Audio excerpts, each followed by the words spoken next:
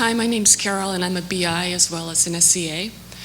And I just wanted to make a comment, not really a question. First, Patrick, thank you very much for pointing out the fact that during your school time, you noticed that people were more focused on your behavior than they were on anything else, and I find that to be true in my job.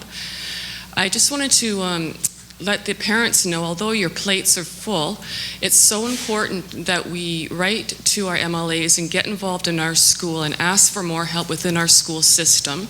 I'm in a classroom typically during the day of 30 children, and maybe 2 or 3 of those children have been diagnosed with autism, and I'm only one person to work with those 2 or 3 children, and most of my time is spent on BI work.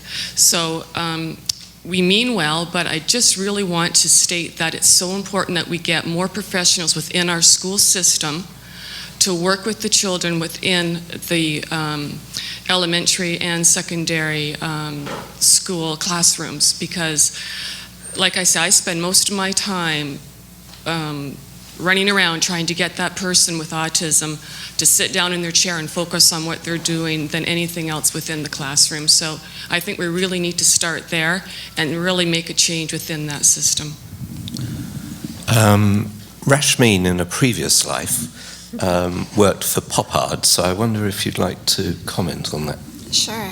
Again, a very excellent point. So I think one piece of the puzzle or one piece of the problem is the lack of capacity of schools and the lack of capacity of individuals working with ASD. So it's not necessarily one person's fault per se, it's how can we educate and build capacity and provide those individuals the skills and the education to effectively work with students with ASD. I was previously an employee, so I have a school psychology background, and I worked for the Provincial Outreach Program for Autism and Related Disorders, Poppard. And so we are a team of school psychologists, behavioral consultants, speech and language pathologists, contract occupational therapy.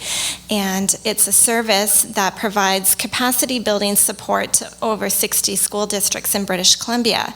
Some of the services are directly involved with the student, where a consultant will go to the school, meet with the school team, meet with the family, and help develop goals, behavioral goals or academic goals for that student.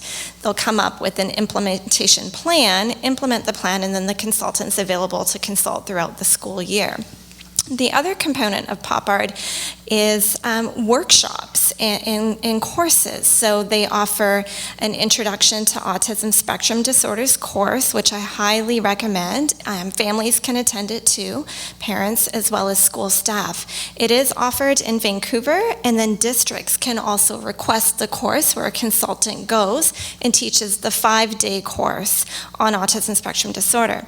And in fact, that course is now part of the requirements for all educational assistants.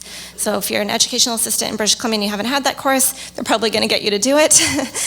Or if you're going through the program, it is now a requirement, because in BC schools we're seeing such an increase in students with ASD.